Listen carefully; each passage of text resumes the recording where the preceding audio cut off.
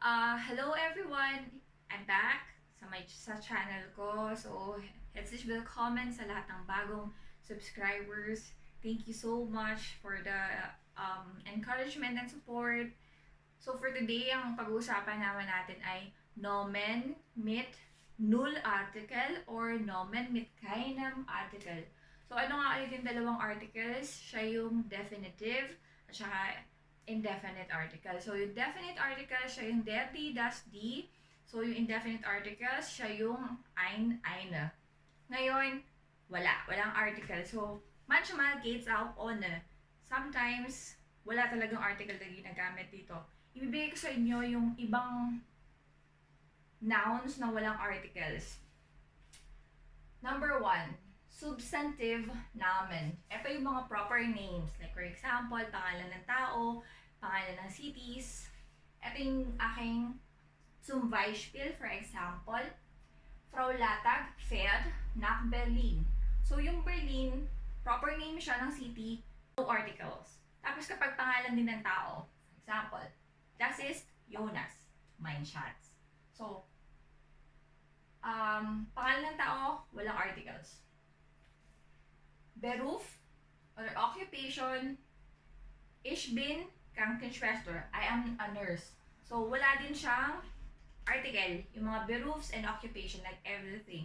Staatsangehörigkeit or nationality.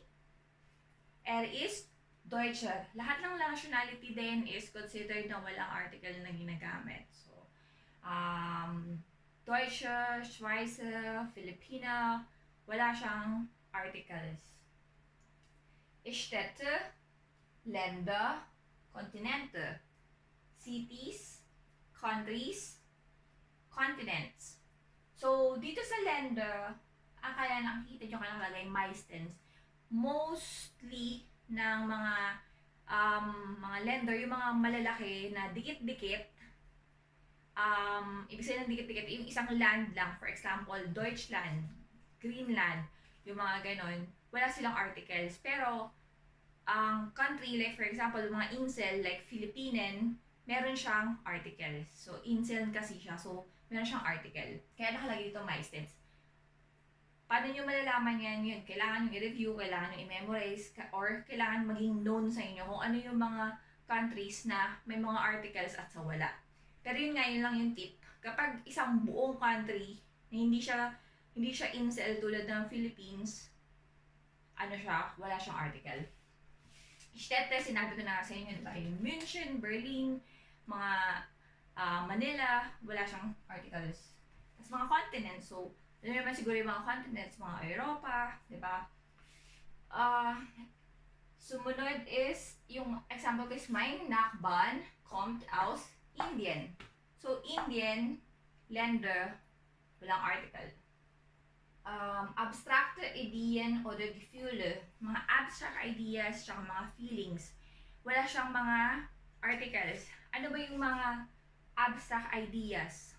Love, peace, equality, so on and so forth. Wala siyang articles. Tapos sa Gefühle naman, yung Angst, Befürchten, yung takot, yung nervyos, halimbawa Hunger, yung gutom. So, ginagamit din siya ng walang article, like, for example, sabihin ko, gutom na ako, ich habe Hunger, or ich habe Hunger. So, hindi mo sasabihin na, kasi der Hunger, ich habe der Hunger. So, wala. Tapos, eto ang example ko, wir brauchen Frieden. So, isa siyang abstract idea, we need peace. So, yun lang, very short yung aking ngayon, ang aking vlog. Kumpara sa next na next na vlog, aabot ng 18 minutes. Sana abangan ninyo kasi sobrang madugo yung topic, which is kind versus niche. Sa lahat ng video ko, last lagi is yung mga tip ko about learning sa German. So, ang tip ko ngayon is simple lang. Parang sa sobrang dami ng topic sa German language, don't rush. Huwag kang mag-rush mag-learn na kailangan ito lahat dapat alam ko na. Wala namang time frame eh. Before ka magpunta sa isa pang from one topic to another, focus ka muna sa isang topic. Tapos, when you fully understood yung topic na yon, na kapag kahit na sabihin sa'yo na pabaliktad-baliktad or iba't iba yung itanong sa'yo na nasasagot mo siya, saka ka lumipat sa kabilang topic. Kasi through that, parang hindi mo siya makakalimutan yung sa topic. Tapos yun nga yung sinasabi ko lagi, di ba? Yung mga foundation na to, mabibit-bit nyo hanggang C1 level or hanggang C2 pa or hanggang sa magpo-progress yung ano ninyo, yung German grammar ninyo, German language ninyo. Kung hindi pa po kayo subscriber ditong channel ko, pa-subscribe naman po after watching and then pakiclick din yung bell button.